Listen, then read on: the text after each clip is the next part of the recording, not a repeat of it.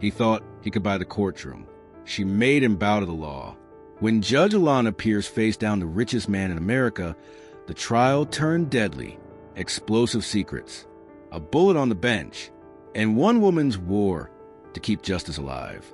Courtroom 3A, North District Supreme Court, Camden Heights, was packed wall to wall. Camera lights flared in every direction. Reporters scribbled furiously, and the live stream was pulling in record numbers. Millions of viewers watching in real time. Inside, the air felt heavy, ready to combust. All eyes were locked on Griffin Maddox. Tech billionaire, financial mogul, the man who once manipulated politics like a video game. He sat on the defendant's bench, arms crossed over his chest, lips curled into a mocking smirk. His eyes scanned the room with the detached contempt of someone who still believed he was in control. The courtroom doors swung open. Judge Alana Pierce, 39, entered. Her features were sharp, her gaze cold as steel. Jet black curls pulled into a tight bun at the nape of her neck.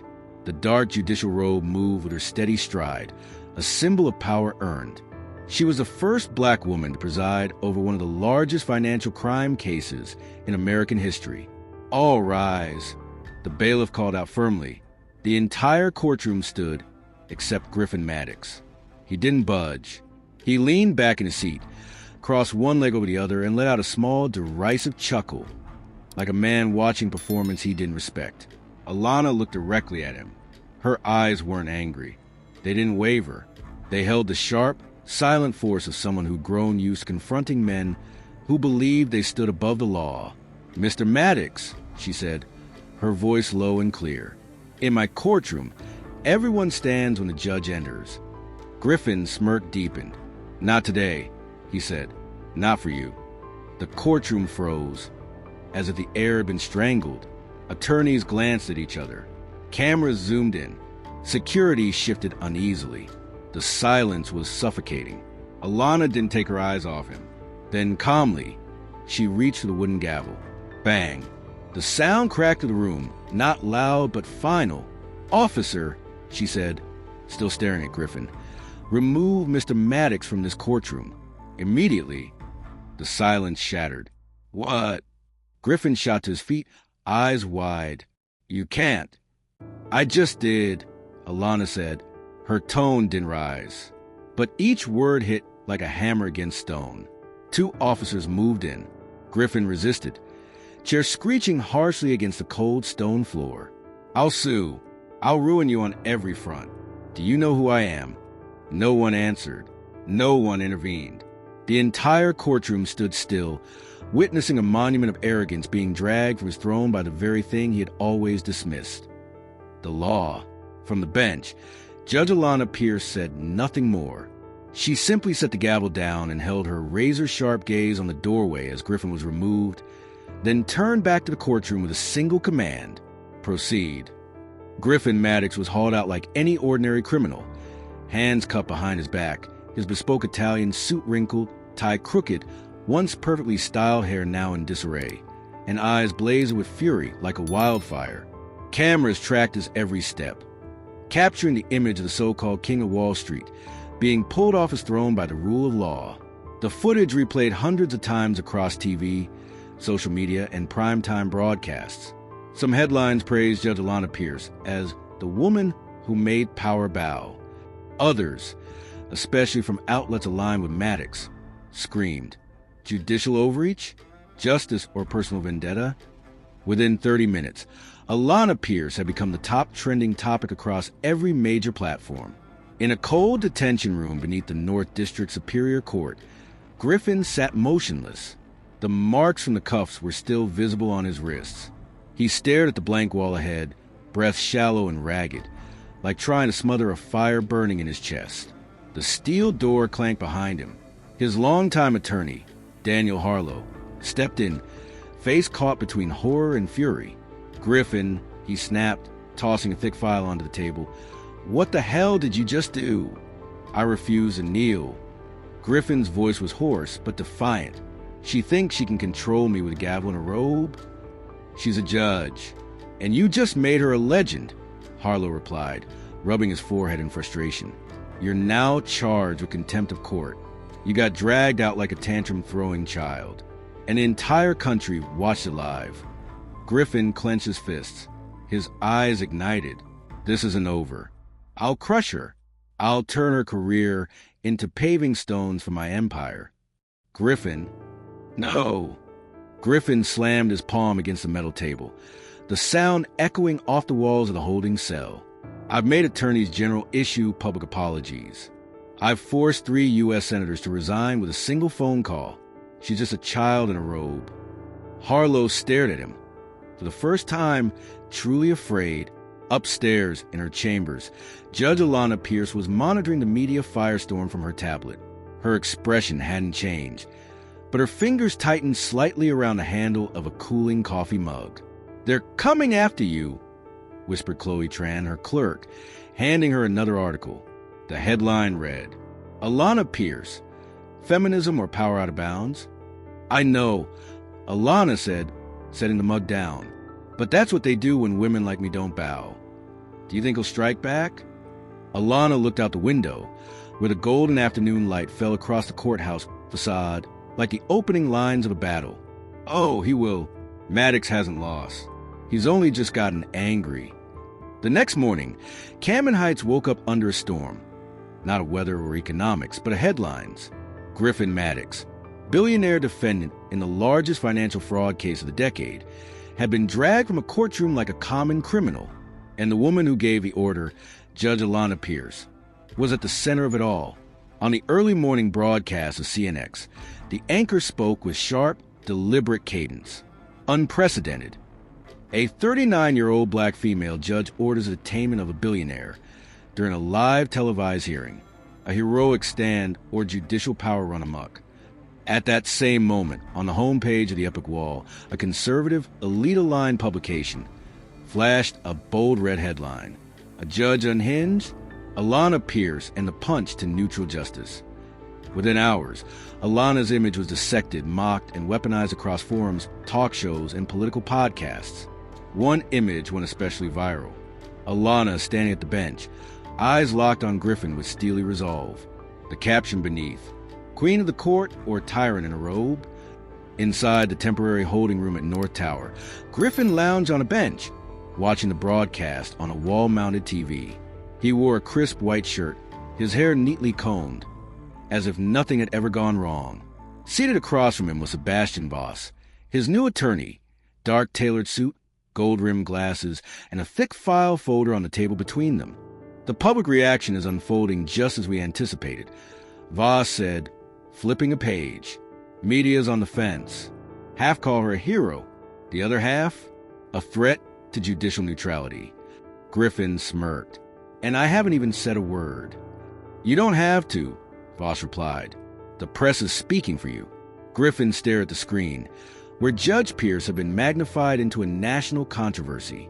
"She talks tough," he said slowly, "but she doesn't realize real power is controlling the story, not the gavel." Voss nodded. "What's the next move?" Griffin smiled. "Make her the problem." Across town, in the judge's chambers at the courthouse, Alana Pierce sat before an overflowing inbox. Messages from citizens, attorneys, retired judges, even politicians.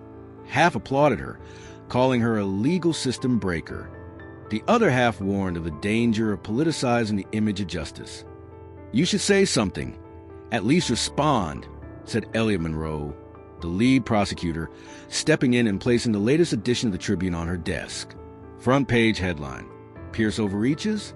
"No," Alana replied firmly. "If I react, they'll spin it on my words. But if I stay silent, they'll be forced to ask, what is she preparing for?" Elliot gave a thin smile. "You're playing strategy." Alana nodded, her eyes like tempered steel.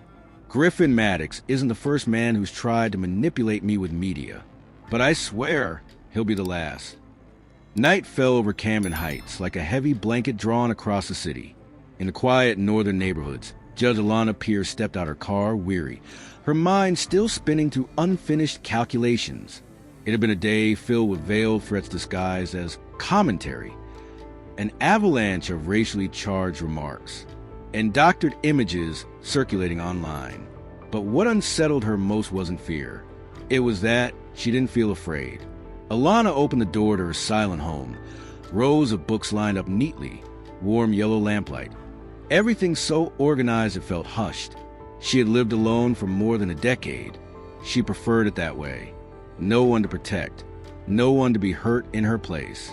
She set down her briefcase, shrugged off her coat, and reached for a glass of water when something caught her eye.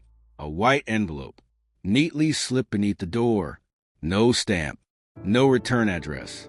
Alana stepped toward it, not trembling, but her breath drew tighter on instinct. She bent down and picked it up. Just 4 words, printed in bold, cold black ink. A sentence like a sentence. Step down or else. A chill ran the length of her spine, not from shock, but because she had expected this. Now the only question that remained was, how far was the sender willing to go? 15 minutes later, Detective Marcus Red knocked at the door.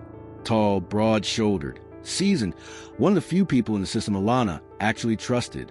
When he saw the note sitting on her dining table, he didn't ask questions. He simply removed his gloves and slipped it gently into an evidence bag. "Any cameras outside?" he asked. Alana shook her head. "Just inside. I didn't think I needed them out there." "You do now," Marcus said, his voice low. "We'll have exterior protection. 2 agents rotating shifts.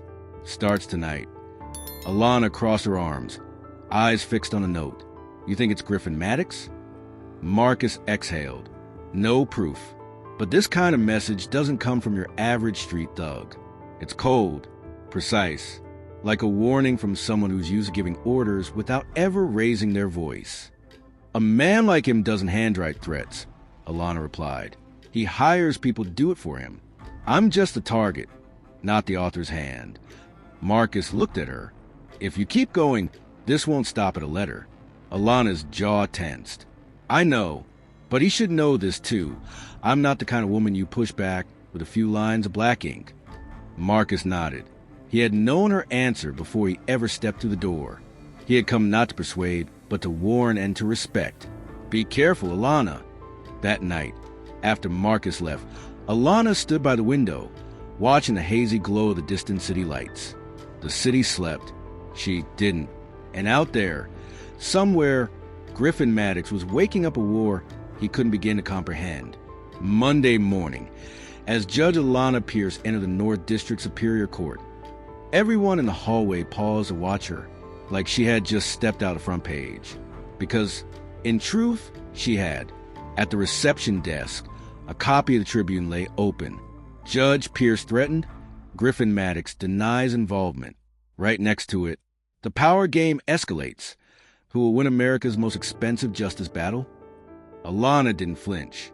She was used to being scrutinized. But when she stepped into the courtroom, her stride halted just for a fraction of a second.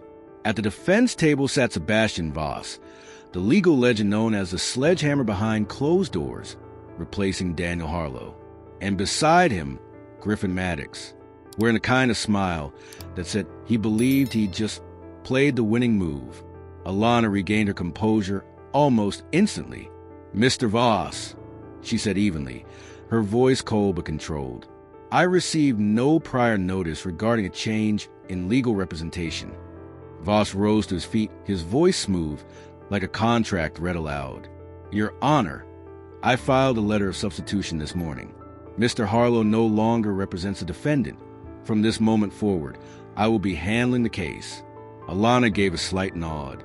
"Very well, but in the future, submit notice before court convenes."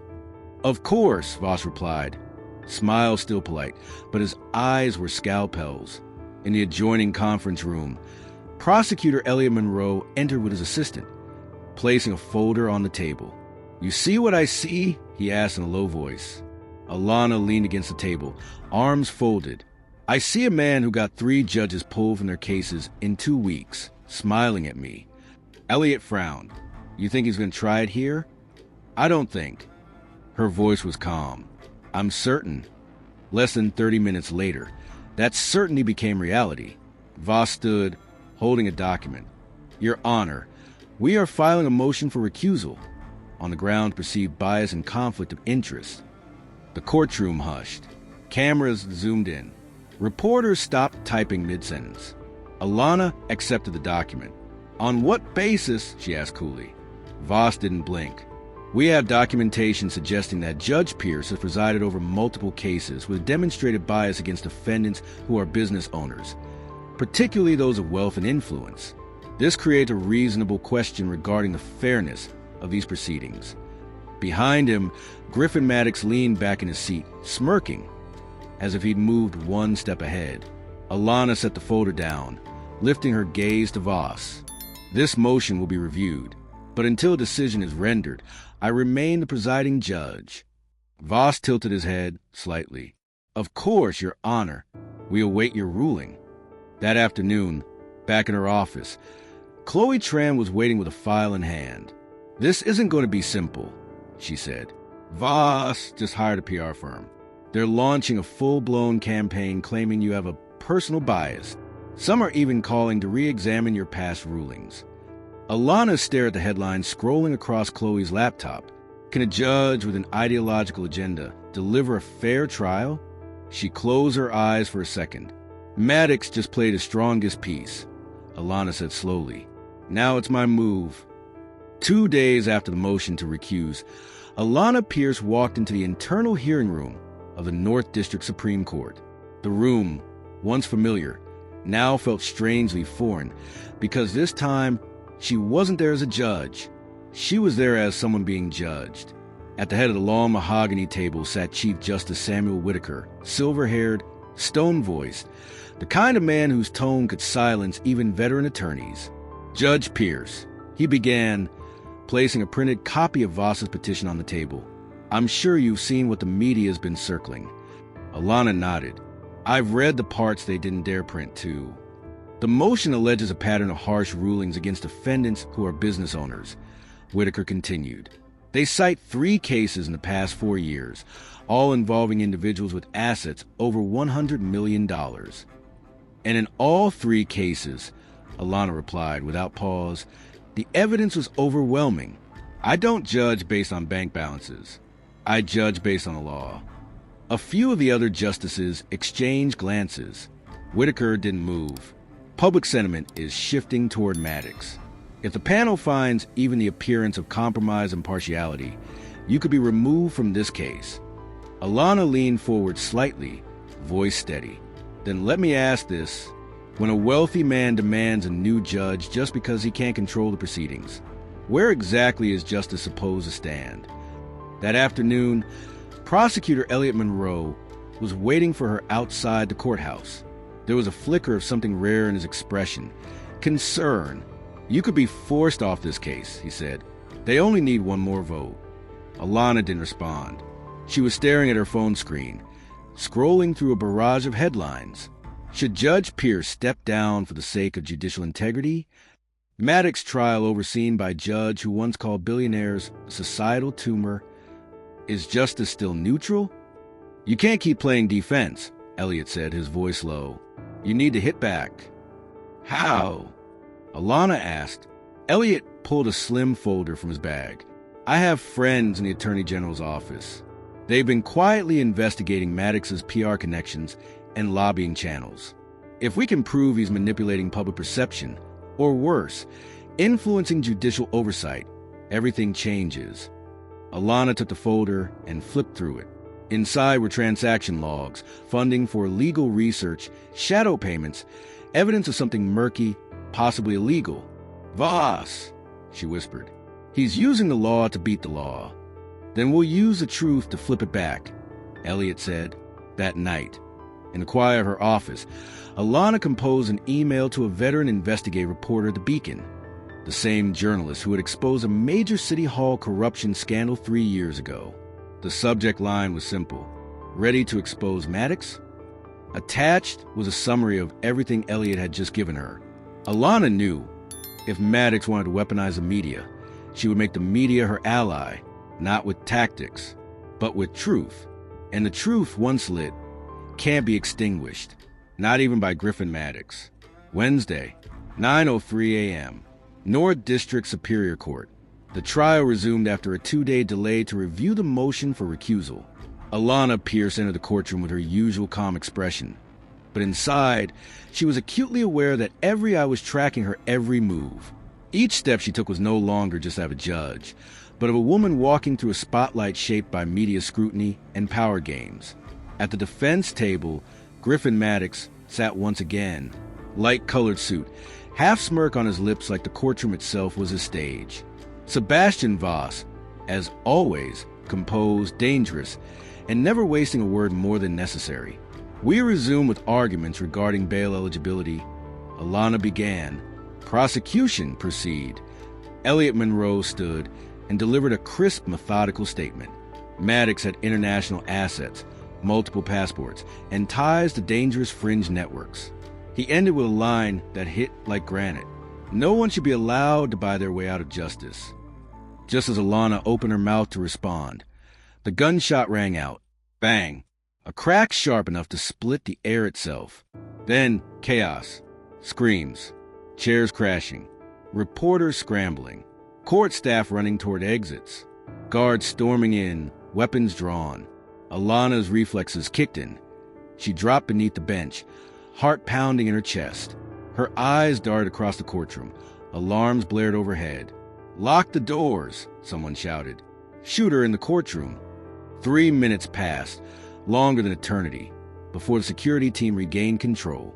Alana was escorted out through the rear emergency hallway. No injuries. The bullet had struck the wall just above the judge's bench. She stood in the emergency corridor, face pale, breath ragged. Marcus Red, now reassigned as her personal security, ran toward her. "You okay?" Marcus asked, his eyes sweeping the hallway like he could catch a shooter with sight alone. Still breathing, Alana said softly, "That bullet wasn't fired into the air. It was aimed." Alana gave a slight nod. "I know." 1 hour later, she was back in her office. Her hand still trembled slightly as she lifted a glass of water to her lips. Chloe Tran entered, eyes rimmed red. "They're saying it was just a warning," Chloe murmured. "No evidence pointed to anyone." "But I don't need evidence," Alana replied. "I know who sent it." At that exact moment, in a sealed room elsewhere in the courthouse, Griffin Maddox sat as Voss relayed the entire sequence of events. Griffin showed no surprise, not even a flicker of concern. When Voss finished, Maddox simply exhaled, slowly, then repeated, almost like a mantra, "She should understand, the law doesn't save anyone from a bullet." That night, Alana stared at the photo of the courtroom wall. The bullet circled in red. It hadn't killed her, but it had come close enough to send a message. She knew the game had left the courtroom. This was no longer a trial. It was survival, and she had no intention of backing down. Late that night, Alana Pierce sat alone in her office. The hallway lights were mostly off. TVs across the city were flooded with breaking coverage. Warning shot fired at Justice? Maddox silent, but the world speaks for him. Her fingers rested gently on a printed photo from a crime scene. The bullet embedded in the courtroom wall, less than 18 inches from where her head had been. A calculated line of fire. Not random, not shaky. First warning, she thought. But it could be the last if I don't strike back now. 10:12 p.m. Alana's phone rang. On the other end was Elliot Monroe, his voice urgent. "It's happening. I need you here. Now." Prosecutor's office. No email. No text. Alana didn't ask. She grabbed her keys and was out the door in under 3 minutes. Inside a private conference room at the prosecutor's office, Elliot stood next to a young man, military cut hair, restless eyes darting like he expected a microphone in every corner. "This is Chris Landry," Elliot said, former software engineer at Maddox International. He just fled the internal system after discovering this. Chris handed Alana a USB drive.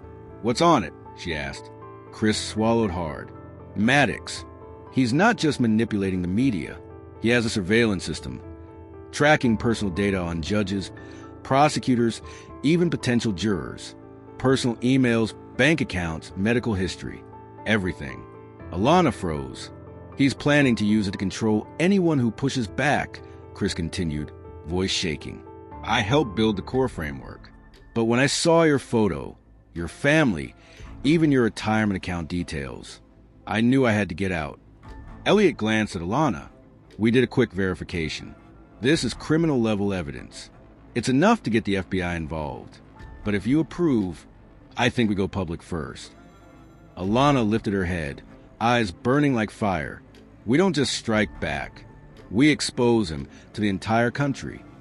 The next morning, an exclusive investigative report exploded across the front page of the Beacon.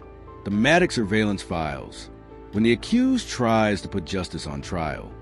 Beneath the headline, leaked documents detailing a covert data tracking network, full surveillance lists, and source code from Maddox's internal systems. The media detonated. From morning news panels to legal podcasts, every conversation revolved around one question: who's really undermining the justice system? In his private holding cell, Griffin Maddox slammed his palm against the table as the headline blared across the screen. Who? He growled. Who turned on me? Voss cast a sidelong glance at the monitor. We've been exposed. But it's not over. Griffin narrowed his eyes. No, now it begins. That morning at the North District Superior Court, crowds flooded the courthouse steps. Cameras lined the entryway. Flashes popped like the ticking of a countdown to detonation. Inside, Griffin Maddox entered the courtroom flanked by two guards, wrists cuffed. He held his head high, trying to project calm, but the fire had left his gaze. His face cold and blank. Across the room, Alana Pierce sat at the bench, her hand resting lightly on the gavel. She didn't need to speak. She didn't need to posture. Her silence was a verdict waiting to be read. Prosecutor Elliot Monroe spoke with a voice sharp as a scalpel. Illegal surveillance networks, media bribery, witness intimidation, judicial data manipulation, all verified. This is no longer a financial case. This is a direct assault on the foundation of American justice. Defense attorney Sebastian Voss rose slowly, his gaze razor-sharp, his tone composed. Your Honor, the defense categorically denies the prosecution's claims until the newly released data is fully authenticated, not only by the prosecution, but by a neutral third party. Alana tilted her head. So you're suggesting the personal data surveillance system uncovered is fabricated?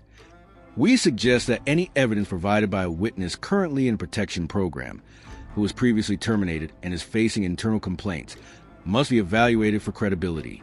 The air in the courtroom froze.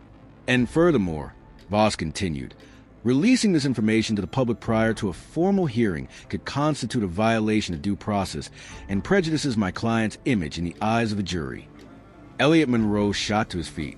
Your Honor, what we're presenting isn't just evidence, it's truth. And if Mr. Voss wanted to talk about fair trials, maybe he should ask his client why a bullet was fired at a sitting judge.